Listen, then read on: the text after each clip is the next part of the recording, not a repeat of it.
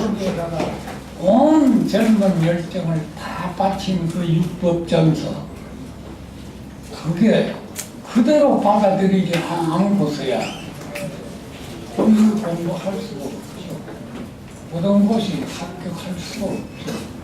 그러니까 어린 머리에 그대로 받아들이고 지금까지 살아왔으니까 이거 잘못됐다, 우리가 잘못됐나, 이렇게 생각하고 있다. 그런데 그게 바깥에서 들어 이거 법률 용어 이래서는 안 된다 하는 말들은 있었지만 정부 안에서는 눈만 껌벅거리고 있었던 겁니다. 그러다가 요즘 보니까 정부 안에서 이런 움직임이 일어났다. 법률 용어를 우리말화한다. 일반 사람들이 알아들을 수 있는 말로서 한다. 대중화한다. 이런 게 정부 안에서 일어났습니다. 깜짝 놀랐단 말이에요. 그런 사람들 머리에서 이런 일이 일어날 수 있을까? 자, 이런 여러 가지 사실들을 최근에 발견하게 됩니다. 우리 애들 이름, 그리고 국정일에 대한 움직임, 그게 국회에서 일어났다. 그리고 법률 용어를 우리말로 한다. 그게 정부 안에서 일어났다. 또 정부 안에서는 우리말에 대한 관심을 많이 가지고서 우리말을 규범화하는 그러한 움직임, 한 움직임을 보이겠습니다. 왜 그럴까? 어째서? 그런 움직임이 일어나려면 응당 해방 직후 50년 전에 일어났어야지. 그렇지 않겠어요? 그때 강한 독립다주정신 움직이고 민주주의적인 정신이 움직이고 해방기에 그렇게 해서 우리가 지금 50여 년을 살아오고 있는데, 그게 해방 직후에 그러한 움직임이 전혀 보이지 않다가 최근에 와서 한 세기가 지난 지금에 와서 이런 움직임이 눈에 뜨인다. 물론 부정적인 면도 많지요. 그렇지만 이러한 긍정적인 면에 눈에 뜨이도록 나타났다. 그것도 우리가 생각하지 않았던 그런 자리에서 그런 움직임이 나타났다. 왜 그럴까? 이런 거를 내 나름대로 이 한 며칠 사이에 생각해 보았습니다. 이 자리 여러분들하고 그 왜에 대한 해답을 한번 모색해 볼까 생각을 합니다. 내 생각이 옳다, 그런 생각은 없습니다. 여러분들하고 같이 한번 나는 이래 생각하는데 여러분들은 어떻게 생각하는지 한번 비교를 해볼까 싶어서 이 자리에서 이 말을 드리게 된 겁니다. 이런 현상이 일어나는 것, 한마디로 그 근본적인 원동력은 말하자면 한글 세대가 있는데 머리를 들고 일어설 때가 됐고, 한글 세대.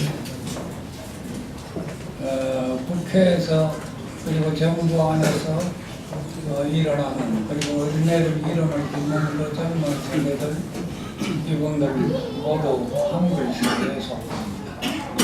그런데 한글 세대의 규정이라는 거, 너무 엄격하게 지을 수는 없겠지만 일본 교육을 받지 않고 어릴 때부터 우리말 교육을 받은 사람들, 그렇다면 그 사람들이 벌써 50이 넘었을 거 아니에요? 그런데 그 50년 동안에 그 사람들이 그럼 뭐 했느냐? 뭐 이런 의문이 생겨난단 말이에요. 한글 세대라는 데 그 이유를 찾아보니까 회의가 생기단 말이에요. 한글 세대거든 좀 더 일찍 움직였어야지. 뭐 지금까지 꿈을 꾸고 있었냐? 뭐 이런 세대가 생각이 들거든요. 근데 거기에는 또한 이유가 있지 않을까 이런 생각이 듭니다. 그 이유를 나는 어디서 찾았냐면 일제잔재. 일제잔재가 그야말로 찌꺼기니까 해방 뒤에 바로 없어지지를 않았습니다. 바로 없어지지를 않았고 오히려 해방 뒤에 우리나라를 지배한다면 무슨 통치했던 사람 이승만, 박정희, 전두환, 노태우 이런 우리나라를 통치했던 사람들이 정체가 뭐냐면 자기들은 애국자라고 그러나 실제 한 것은 친일 행정을 했습니다. 이승만이부터 한번 찾아봅시다. 이승만이가 어떻게 자기는 그 일본 사람들 때문에 망명까지 했죠. 일본은 그렇게까지 싫어하는 사람 아닙니까? 이승만이라고 하면. 그런데 대통령이 되고 난 뒤에는 통치의 철학이 어디에 있었냐면 일제 통치 철학 그대로 받아들였습니다. 우선 관료 체계 그대로 받아들였죠. 그래서 일제 우등생들, 일제 고등공간 시간에 걸린 사람들 바로 그대로 이승만 정권을 이기고 그것뿐입니까? 그대로 받아들였을 뿐 아니라 이런 예 하나 여러분들 알고 있는지 모르겠습니다. 아주 우리가 도저히 이해할 수 없는 예가 하나 있는데 그거는 일제시대 이승만 때 내무장관 하던 사람의 이름 별명일 수도 있습니다. 이암계라고 하는 사람인데 이게 일제시대는 뭐가 했냐면 신의주에서 고등계 행사를 했습니다. 자, 그 두 가지 사실 신의주에서 했다는 거, 고등계 행사를 했다는 거. 고등계 행사라고 하는 것은 사상금을 우리나라 사람들 사상금 검거하는 사람들입니다. 형사 중에서 가장 악독한 행사입니다. 우리나라 사람들로 보면. 그런데 그것도 남쪽에 있던 게 아니고 신의주에 있었단 말이에요. 만주로 오가는 우리나라 독립투사를 보고역에 쪽집게로 집어내는 고절에 있었던 거예요. 이게 이승만이 때 내무장관을 했어요. 내무장관. 뭐 이름 숨길 거 없지. 이 큰이라는 그런 걸 보더라도 이승만이다. 속과 끝이 어떻게 다르는가.